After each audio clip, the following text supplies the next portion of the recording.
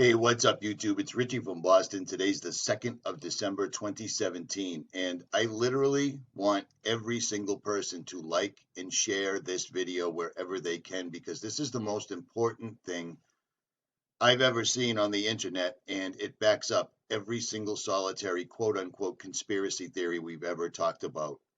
This is straight from the horse's mouth. If you've followed me over the years, you've seen the veritable cornucopia of videos I've put up about CERN. CERN, on and on and on and on it goes.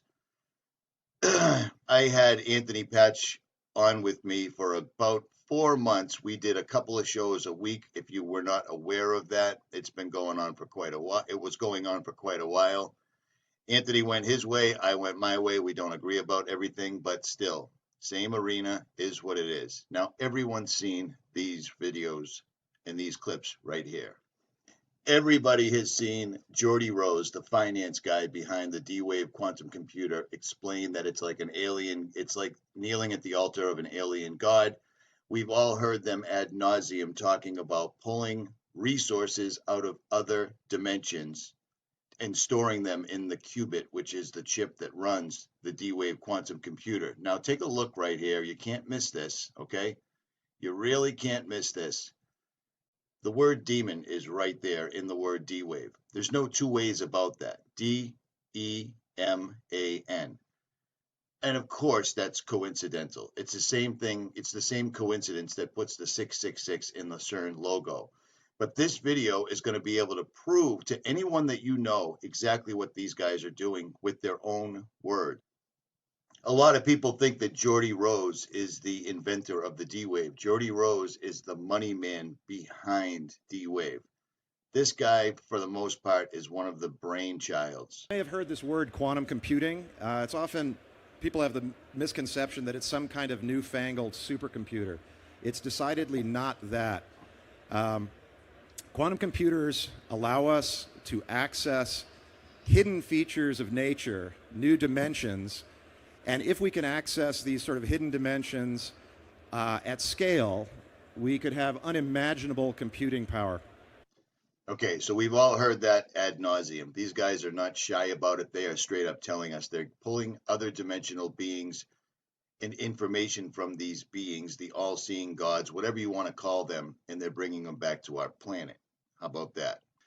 Now, here's Geordie Rose in July talking in Vancouver, British Columbia, to a bunch of computer programming students, and he's trying to encourage them to come work for D-Wave. Now, Kindred, the first place you ever heard about Kindred on the internet was on this channel right here. I was talking about Kindred before anyone even knew what it was. Okay, if you guys remember, several months ago, I put out a video where the people at Kindred, which is the creator of the D-Wave, the finance guy behind the D-Wave quantum computer, Geordie Rose, he started a website, and I put it up. I'm going to say I was the first one to put it up. And when we put the video, when we put the website link up, there was nothing on it. It was okay, so you see that. I put this up a long time ago, and now this plays. Now, real quick, let me show you somebody. These are drawings done by a writer called H.P. Lovecraft. H.P. Lovecraft is a very strange person whose both of his parents ended up committed. This guy admittedly had night terrors, and he wrote, quote-unquote, science fiction. Parents were committed. He wanted to be a professional astronomer, but never finished high schools. He was best buddies with Harry Houdini, another person who was deeply steeped in the occult. He wrote 100,000 letters in his lifetime, didn't like sex. He suffered night terrors. He inspired Batman, Black Sabbath, South Park, and more. He's not buried under his headstone. And Cthulhu is one of the drawings I was just showing you. Now, why am I talking about H.P. Lovecraft? Well, because I'm not the only one talking about H.P. Lovecraft. I knew there would be something about the occult. Now, listen to this. Here's a video I put up about 1.5 years ago, and it clearly shows CERN alluding to the Mandela effect. These guys were basically flaunting, or they were playing along, basically telling us that they were behind the Mandela effect. Now, why am I showing you H.P. Lovecraft? Why am I talking about the Mandela effect? Okay, here we go. Here's Geordie Rose in his own words explaining that what they're pulling through from other dimensions, it wouldn't be accurate to call them demons because demons doesn't quite sum it up. In this video right here, you're going to hear Geordie Rose in his own words explain that they have opened a literal tsunami and that mankind is not going to be ready for this. Here's Geordie in July talking about the Mandela effect, the quantum key to the pit, and the rumors that CERN and D-Wave are behind the Mandela effect. In his own words. Over the years there, I got sent pajamas, a whole bunch of stuff. There's lots of interesting things that happen when you build something like a quantum computer. But just as an aside, because I thought it was funny, one of the interesting things that's happened from the D-Wave story is there's this gigantic conspiracy that's arisen on the internet that goes like this. So D-Wave build quantum computers. The way that they work, if you know how this works, is one of the interpretations is that you tap into these parallel universes and they do computations. Sounds really weird, but notice that he tries to ridicule his own words. It sounds really weird. They tap into other dimensions, but he's clearly showing Anthony Patch, and he just basically glosses over the whole thing. But this is going to get much, much more serious. Now, and I also am playing this at a faster speed to avoid a copyright strike. So there's that. What's happened is this idea has been hijacked to describe something called the Mandela effect, which is this thing where the past changes. So think about something you know to be true from the past. And then imagine you went out on the internet and you can't find it at all. It's not there. It doesn't match with your experience. So these people think that D-Wave is responsible, and CERN. And of course, the quantum key to the abyss factors into it somehow. I'm not exactly sure how. Okay, so that's just D-Wave. I did that for about 15 years. Now, before I made this video, I called and I texted Anthony Patch to get him to comment on this, and he hasn't gotten back to me, and he probably won't. So there's that, because, why not? At any rate, this gets much worse. In this video, he's saying that he's basically done with D-Wave, and he's working with Kindred, and they're going to make AI robots that can do every single solitary thing a human can do, but better. Now, notice the symbolism on his shirt, because these guys are loaded with it, because everything that they're doing is on the occult level, which is why they surround themselves with symbolism at all time. They have to. It's part of the deal. You see what I'm saying? It's all coincidental, but these guys are constantly and always wearing the symbolism. But I digress. What you've heard about AI is not what we mean by AI. What we mean by AI is a software system that can do literally anything that a human can do. Literally anything.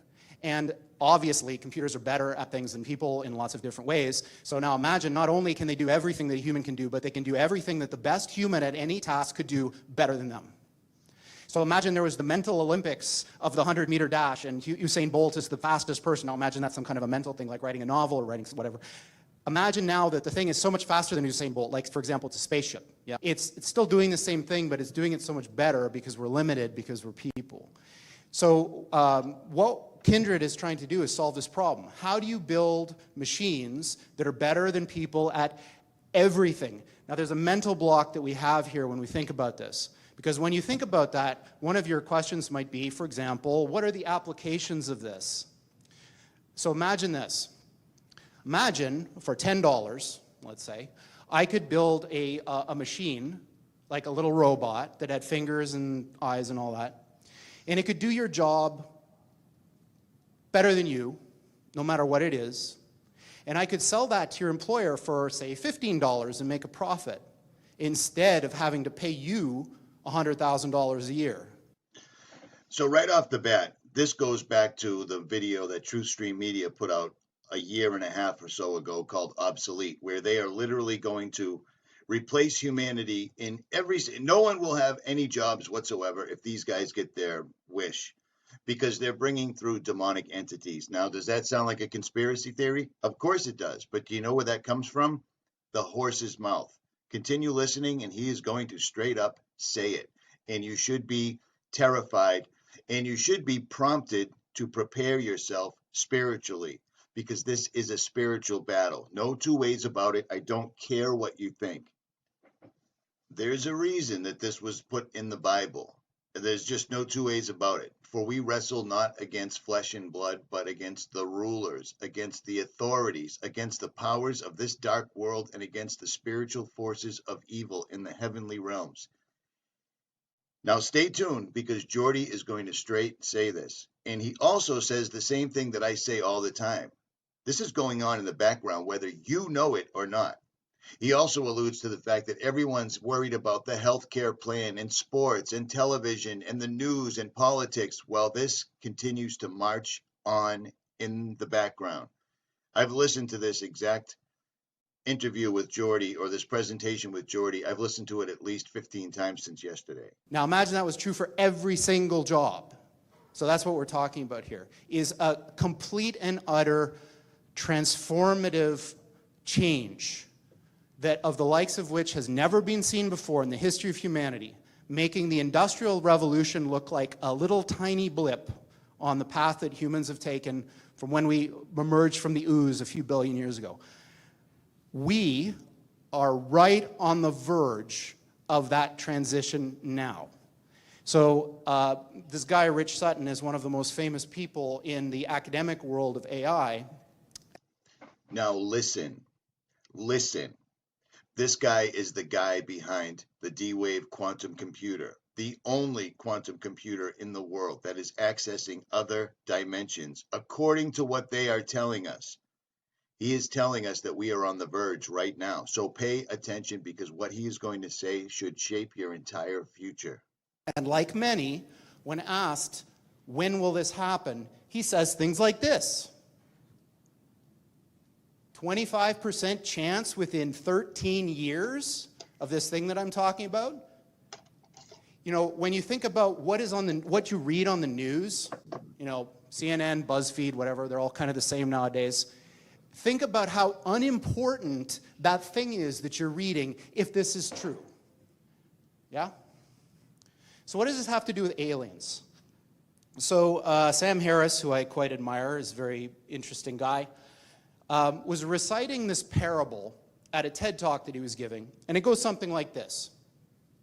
So, say I'm the President of the United States. So I receive this message from the heavens. So my microwave dish, my SETI dish, finally captures something. And what it says is, in 50 years, or 13 years, we're coming to your planet. You got to be ready. Now just imagine what would happen if that happened. A super intelligent alien race beamed down a message to all of us Earthlings saying, we're coming July 13th, 2030, and boy, you better be ready, because the mothership is landing right on the front lawn of the White House, or wherever you wanted to land, on that day. The amount of resources that would be marshaled to try to figure out what to do would encompass the whole world. AI is just like that. So when this thing that I'm talking about happens, it's going to be exactly the thing that you're thinking about those super intelligent AIs. So the one thing I can tell you is they're not going to be like us. So alien means, you know, different. These things that we're building are not going to be people. They might be really smart, they might be really good at all sorts of different things, but they're not going to be like us. They're going to be aliens. And they're going to be, I'm sorry to say, way smarter than every single person in this room. Now pay attention, because he's literally disclosing right this moment that we can't even comprehend. So this, of course, triggers a lot of alarm. One of the guys who talks about this is Elon, who says things like this, like, when you do this, beware.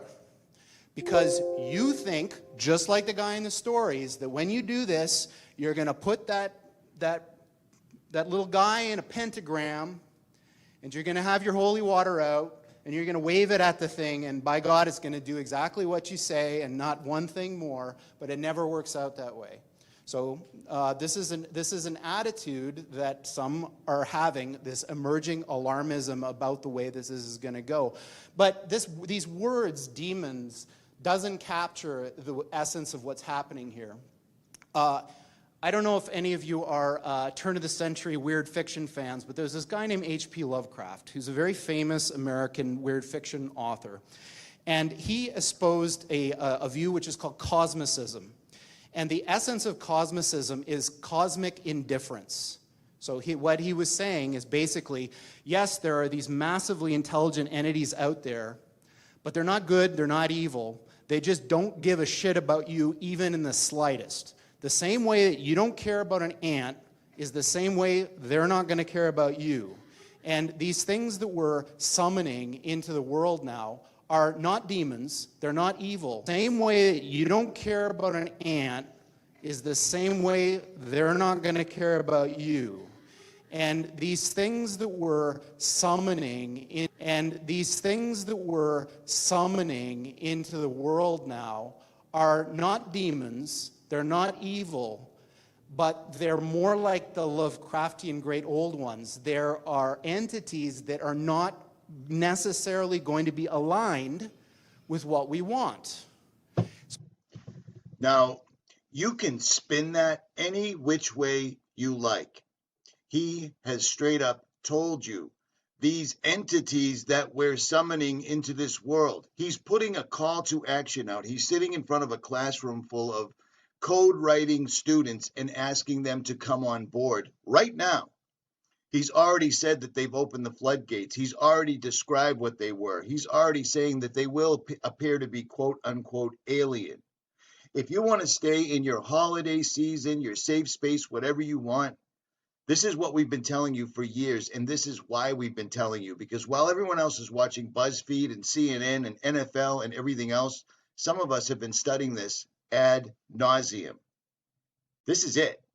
Aligned with what we want. So this transition is really, really massively important for our entire species to navigate. And going back to that thing that Sam Harris was saying, nobody is paying attention. This thing is happening in the background while people bicker about politics and what's going to be in the healthcare plan in the US. And underneath it all is this rising tsunami that, if we're not careful, is going to wipe us all out. How much clearer do you need it to be said? This is the guy that started D-Wave. This is the man that's given us a high-speed internet connection to other dimensional beings. He is saying it. Here it is. It couldn't be any clearer. I don't know what else to tell you. So, on that pleasant note, we're hiring people